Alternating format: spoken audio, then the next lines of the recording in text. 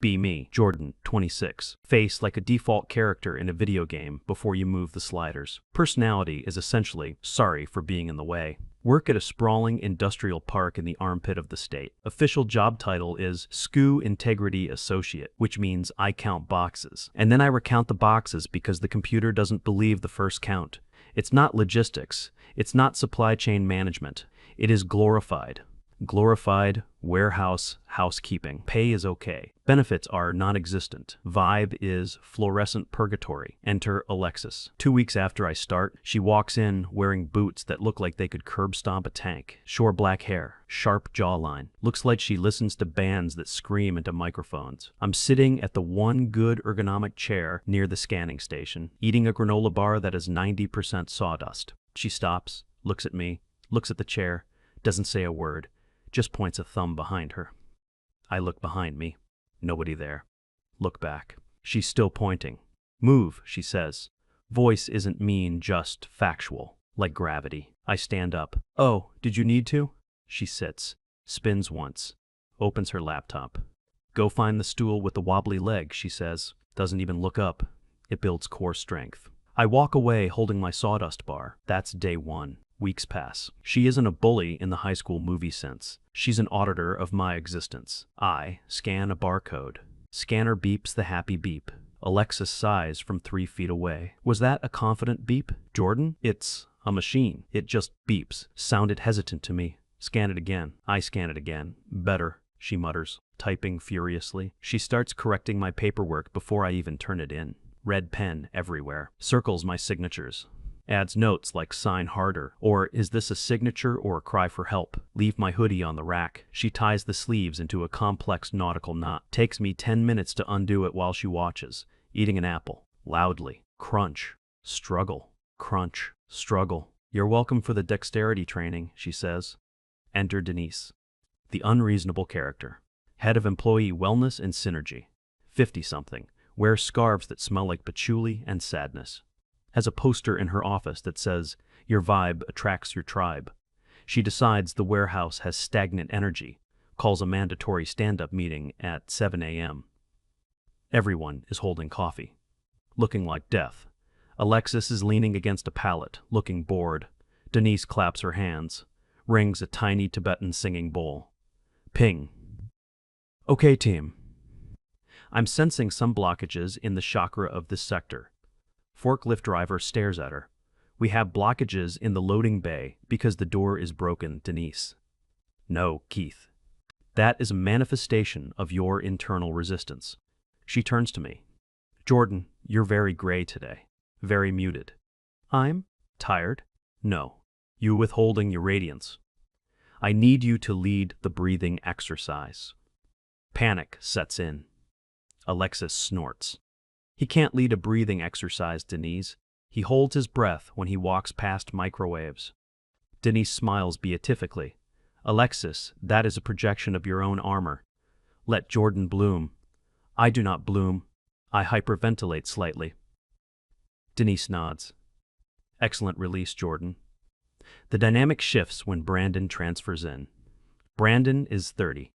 Peaked in high school, wears polo shirts that are too tight on the biceps. Talks loudly about crypto and alpha mindsets. Starts on the floor. Immediately hates that I exist. I'm quiet, I do my work, I go home. Brandon sees this as a personal insult. Starts calling me Scribbles because of the clipboard. Hey Scribbles, you count to 10 yet? Laughs like a hyena choking on a squeaky toy. Alexis watches this. She doesn't join in, but she stops teasing me. Stops correcting my signature. Just watches Brandon with eyes like a shark tracking a seal. Tuesday. Inventory discrepancies in aisle 4. Stress is high.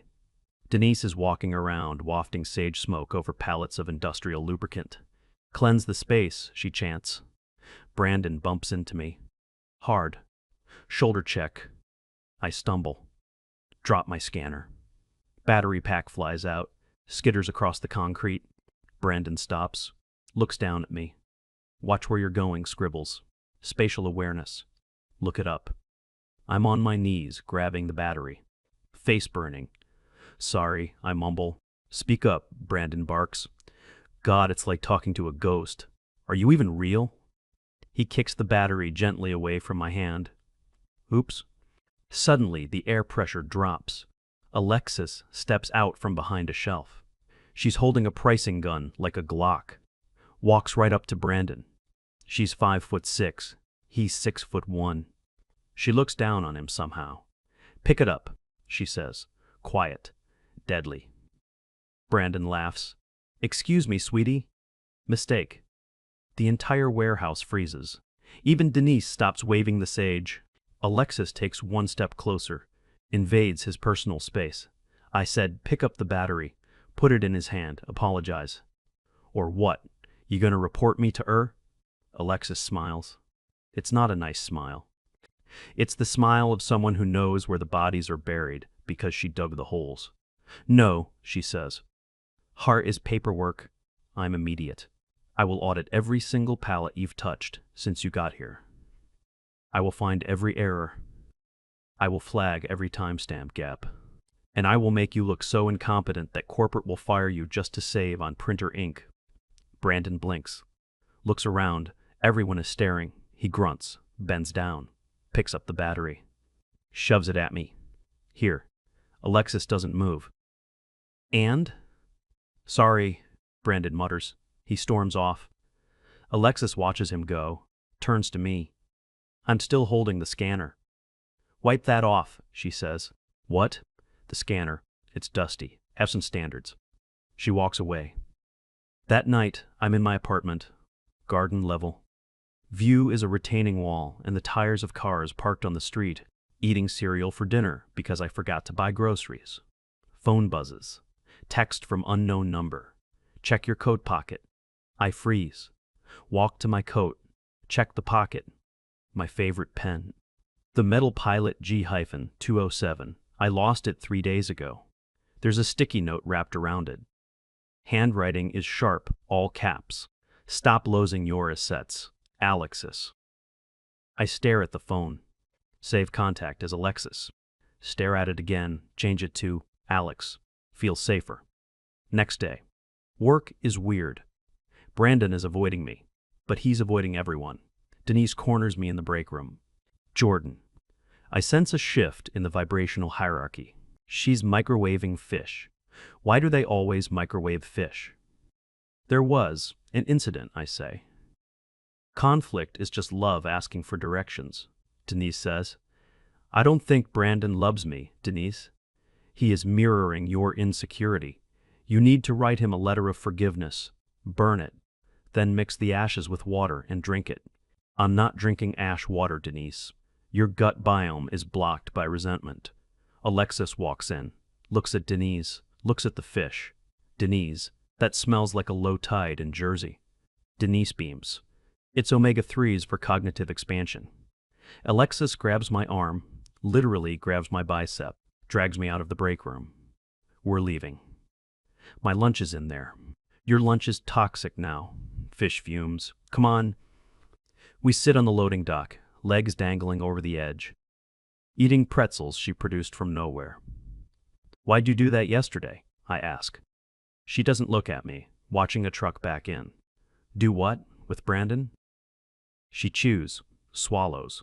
He's sloppy. I hate sloppy. He was bullying me. He was bullying you wrong, she says. He's a hammer. No finesse. Just noise. She looks at me. Eyes are intense. Dark brown, almost black. You're easy to bully, Jordan. You make it too easy. You just accept it. I'm non-confrontational. You're a doormat with a pulse. Ouch. Thanks. But, she adds, pointing a pretzel at me, you're my doormat. I put the work in. I trained you. I'm not letting some spray-tan tourist come in and wreck my project. I'm a project. You're a fixer-upper. Foundation is okay. Facade needs work. She throws a pretzel at my head. Bounces off my forehead. Catch next time. Reflexes. De-escalation. Brandon isn't done. He goes to management. Claims I'm falsifying counts to make him look bad. Manager is a guy named Ronald. Ronald is tired. Ronald just wants to go home and watch golf. Calls me into the office. Brandon is there, smirking, arms crossed, biceps straining against the polo. "Look," Ronald says, rubbing his temples. "Brandon says you altered the SKU data on the palatals in Zone B." "I didn't," I say. "Computer shows edits," Brandon says, "from his terminal." My stomach drops. I did leave my terminal logged in. Rookie mistake. "I didn't do it," I stammer. "Data doesn't lie, bro," Brandon says. Ronald sighs. "Jordan, this is serious. Falsifying inventory is grounds for termination." I feel the walls closing in. This is it. Back to the job market. Selling phones at a kiosk in the mall. Door opens. No knock. Alexis walks in, holding a stack of printouts thick enough to kill a rat. Slams it on Ronald's desk. "Logs," she says. Ronald jumps. "Jesus, Alexis." System logs. Terminal access times. Keystroke analytics. She points a manicured finger at the paper. Jordan's terminal was accessed at 10:14 A. M. Jordan was in Denise's breathing circle from 10 A. M to 10:20 A. I have witnesses. Mainly Denise, who won't shut up about it. She flips a page. Meanwhile, Brandon's ID badge scanned into the Zone B sector at 10:12 a.m. 2 minutes before the edits. She looks at Brandon. "You're not just a bully, Brandon. You're stupid, and you're slow." Brandon turns purple. She's lying. They're in on it together. Alexis laughs. Cold. Sharp. "Ronald, check the cameras. Aisle 4, 10:13 A. M. Ronald types. Clicks. Video loads. Grainy footage of Brandon leaning over my terminal. Ronald looks at Brandon. "Get your badge, Brandon." Brandon sputters. "This is entrapment. That camera isn't even supposed to be active." "I fixed it yesterday," Alexis says. "Saw a blind spot. Filled it." We walk out to the parking lot. It's raining. Gray. Miserable drizzle. Brandon is being escorted out by security. He's yelling about lawsuits and beta orchestration. I stand by my car, 2013 Ford Focus. Has a dent in the door from a shopping cart. Alexis is leaning against her car. Black Jeep. Pristine. "You fixed the camera?" I ask. "Yep." "Because you knew?" "Because I watch," she says. People are patterns. Brandon's pattern was escalation. Yours is victimhood. I'm not a victim. You were about to get fired for something you didn't do because you didn't fight back." She's right. I hate that she's right. "Thank you," I say. She waves it off. "Don't make it weird." "It's already weird, Alex." She freezes. First time I've called her Alex to her face. She looks at me. Smirk creeps back onto her face. "Get in the car." "What?" "I have my car." "Your car sounds like a lawnmower with asthma. Get in mine. We're getting food." "I have leftovers." "Throw them away." We go to a diner. Red vinyl seats, smell of grease and coffee. Waitress calls her honey and me. Alexis orders for both of us without asking. 2 burger platters. Fries extra crispy. Chocolate shake for him.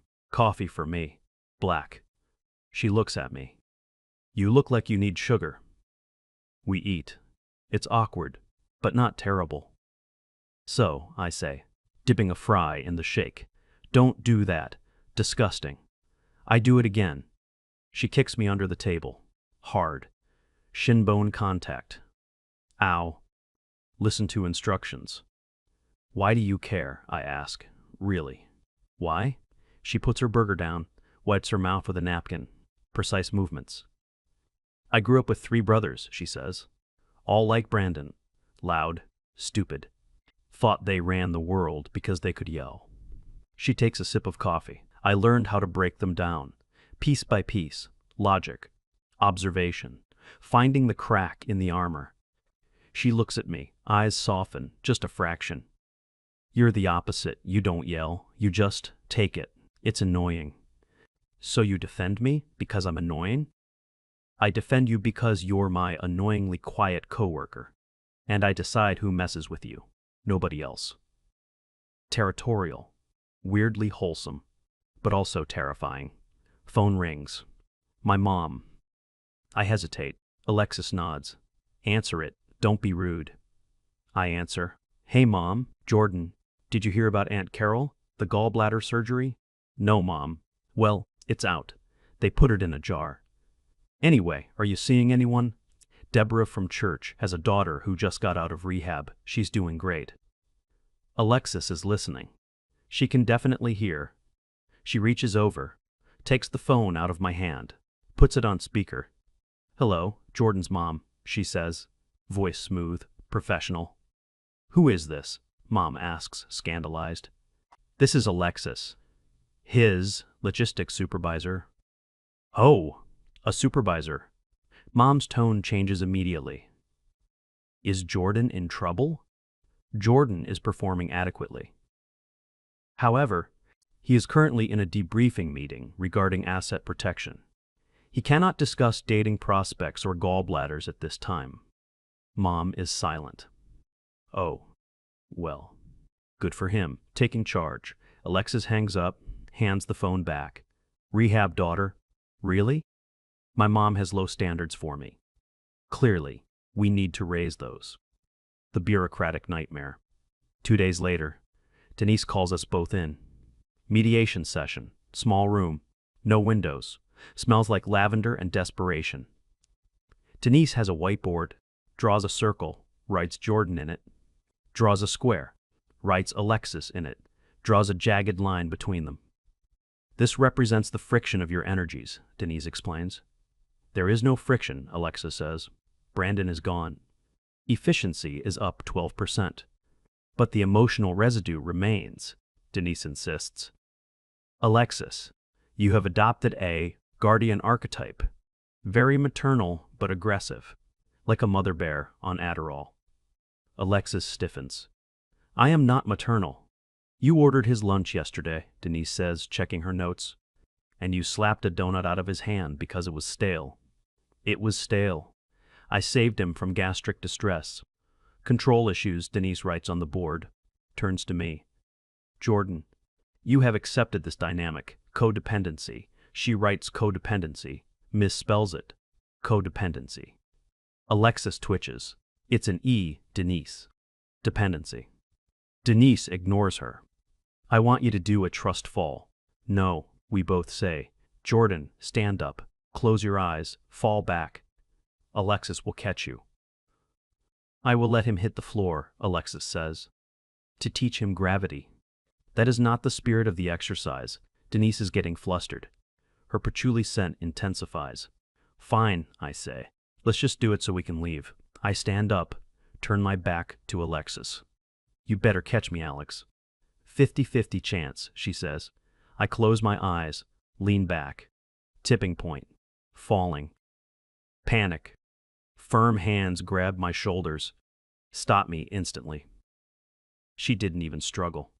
Pulls me back up. Got you, she whispers. Close to my ear. Denise claps. Breakthrough. Synthesis. The dyad is healed. We walk out. Alexis is rubbing sanitizer on her hands. Never speak of that. Never.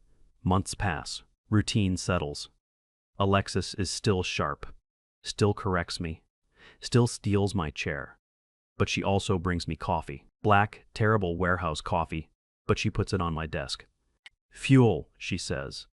My apartment lease comes up. Rent hike. Panic mode. Complaining about it while counting bolts.